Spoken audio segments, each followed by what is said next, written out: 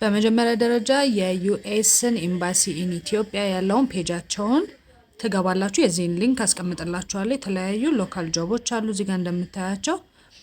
ስለዚህ የሁሉንም ዲቴል ካያችሁ በኋላ የምንፈልገውኛ ሎካል ኦፖርቹኒቲ ነው አይደል? እሱን እንከፍታለን። ከዛም ወደ ቀጣዩ ፔጅ ይወስደናል። እዚህ ጋር ሁለት አሉ። ነገር ግን አሁን እኔ እዚህ ጋር ፖስት ያደረኩላችሁ ነን ኢሚግራንት ቪዛ ነው።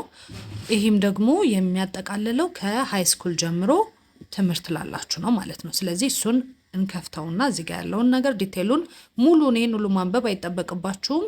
ዋናው ፖይንት እዚህ ጋር ያለውን ልንገራችሁ። ስለ ደሞዙ ስለምሰሩት ስራ ምናምን ይገልጽላችኋል። በአመት 11806 ዶላር ይከፍላችኋል። የምትሰሩት ፉል ታይም ሆኖ 40 ሰዓት ፐር ዊክ ነው፣ እስከ ቅዳሜ እንደማለት ነው።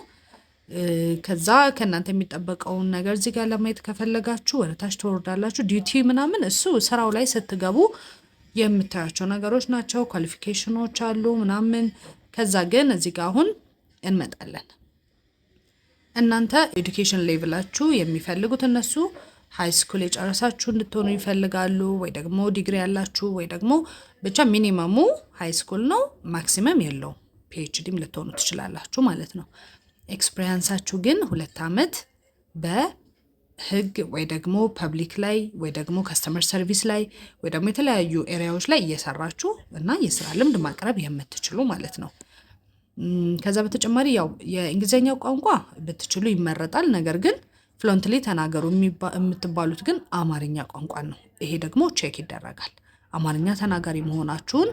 ምክንያቱም ይሄ ዋና ቋንቋ ተብሎ የኢትዮጵያ የስራ ቋንቋ ተብሎ የሚገመተው አማርኛ ስለሆነ እሱን መቻል ግዴታ ነው ማለት ነው።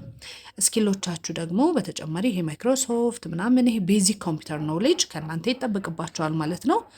ይህንን ነገር ካሟላችሁ በኋላ የተለያዩ የሚጠይቋችሁ ነገሮች አሉ። ሙሉውን ማንበብ አይጠበቅባችሁም። ስለዚህ አፕላይ ታደርጋላችሁ እዚህ ጋር ማለት ነው። ሊንኩን ቴሌግራም ቻናሌ ላይ አስቀምጬላችኋለሁ። ገብታችሁ አፕላይ ማድረግ ትችላላችሁ። ይቅናችሁ ባይ